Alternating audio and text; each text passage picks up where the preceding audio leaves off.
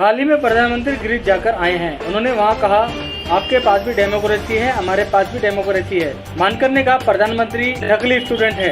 आदिवासियों को जो सिविलाइजेशन है वो 50,000 साल पुराना है, उसका भी रिसर्च हो चुका है। आदिवासियों को समाज में आंशिक तंत्र थे, विजय मानकर का कहना है। विजय मानकर ने प्रधानमंत्री को पढ़ने की सलाह दी। काश पढ़े लिखे होते तो ढंग से बात कह पाते। भारत लोकतंत्र की मां नहीं, प्राचीन गणतंत्र ये वंशतंत्र थे, गणतंत्र नहीं। लोकतंत्र तो बिल्कुल भी नहीं, ये मानकर का कहना है।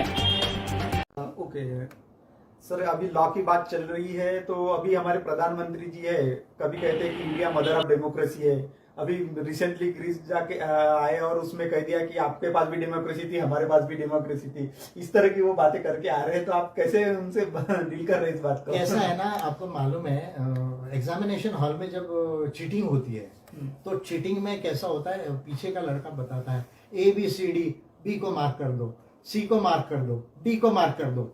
उस तरह प्रधानमंत्री को जो भी पीछे से ट्यूटर करता है ना, उनके जो भी एडवाइजर्स है वो जाकर बोल देते हैं, ये आदमी की पढ़ाई लिखाई तो है नहीं, स्टडी तो किया नहीं है। पहली बात मैं प्रधानमंत्री जी से ये पूछना चाहूंगा कि India is the mother of democracy जो आप बोल रहे हैं, तो हमारे देश में हिस्ट्री का, एंशिएंट हिस्ट्री का बहुत बड़ा रिसर्च ऑलरेडी हो चुका है। हमारे इंडस वैली सिविलाइजेशन से, हड़प्पा सिविलाइजेशन से हो चुका है, और अब तो उसके पहले भी आदिवासियों का जो सिविलाइजेशन है 50,000 साल का, उसके भी रिसर्चेस हो चुके हैं।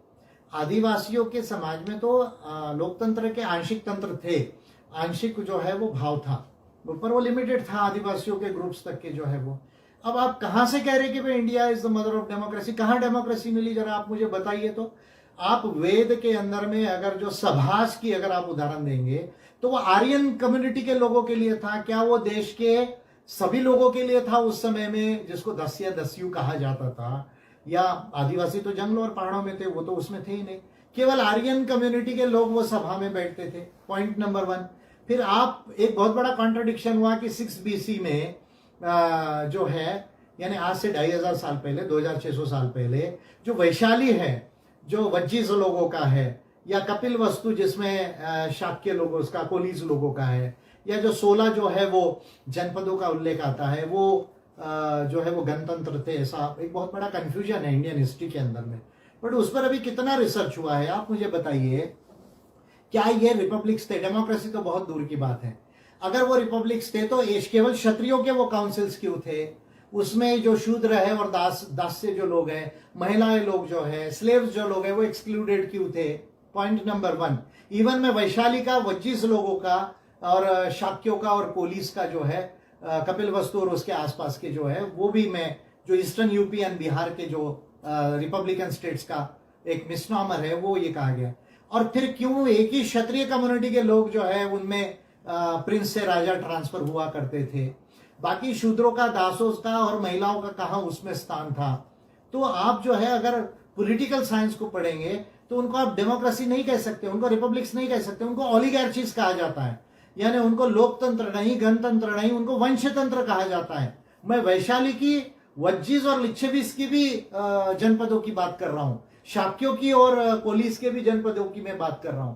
तो इसलिए जो है, और ग्रीक के अंदर में भी एथेंस में जो डेमोक्रेसी थी, जो वैशाली के लगभग जो है ओरिजिनेशन जिसका है, और बाद में एथेंस में जो है वो वहां पर पोलिस थी, यानी सिटीज के अंदर में जो छोटी मिनी पार्लियामेंट्स बोली जाती, पर वहां पर भी जो है वो स्लेव्स लोग एक्सक्लूडेड थे, महिला लोग उसमें एक्सक्लूडेड थे, लेकिन वहां एक पार्लियामेंट्री मॉडल था, रूल्स थे, वोटिंग थी, सारे वहां पर पॉलिस में ग्रीक लोग पार्टिसिपेट किया करते थे। तो हम उनको एकदम रिपब्लिक्स या डेमोक्रेसी कह देना पूरे फॉर्म में, मैं समझता हूं ऐसा ही नहीं। डेमोक्रेसी में किसी का एक्सक्लूजन नहीं होता, सारे लोगों का इंक्लूजन होता है, इक्वल राइट्स के आधार पर इंक्लूजन होता है।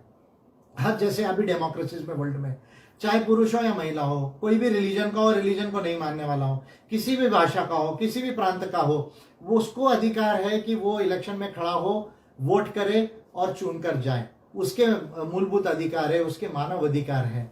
ये डेमोक्रेसी का मॉडल होता है। तो कहाँ लिच्छवीस का और वज्जीस का और शाक्यों का और कोलीस का जो है वो जनपद में ये सब प्रोविजंस थे? तो मैं प्रधानमंत्री जी से कहना चाहूंगा, आप जरूरत से ज्यादा बोल देते, ऐसे दिखाते, आपको बहुत मालूम है, लेकिन नकलची विद्यार्थी एग्जाम में कभी पास नहीं होता मेरिट के अंदर में, क्योंकि पीछे वाला जो उसको प्रॉम्प्ट करता है ना, वो भी क्लियर नहीं होता है कि इसका आंसर ए है या बी है या सी या डी है।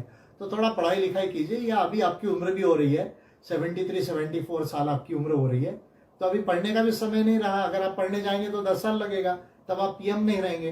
तो कम से कम एक काम कीजिए कि मन की बात और विदेशों में जाके या इंडिया में जरा जो इस तरह के आप उजुल फुजुल के भाषण देते हैं, इसको थोड़ा बंद कर दीजिए, तो लोगों को अच्छा लगेगा। चलो प्राइम मिनिस्टर रिजनेबल है, जितना मालूम है उतना ही बोलते हैं। कम से कम अपनी हंसी मत उड़ाइए। और देश के अंदर में नॉलेज वाले बहुत लोग हैं और आपकी हंसी उड़ाने वाले भी बहुत लोग हैं। कम से कम हमारे जैसे पॉलिटिकल लीडर्स भी है जो पब्लिक को बोलेंगे तो जनता आप पर हंसेगी। तो ऐसा काम ना करे तो मैं समझता हूँ ज्यादा अच्छा होगा।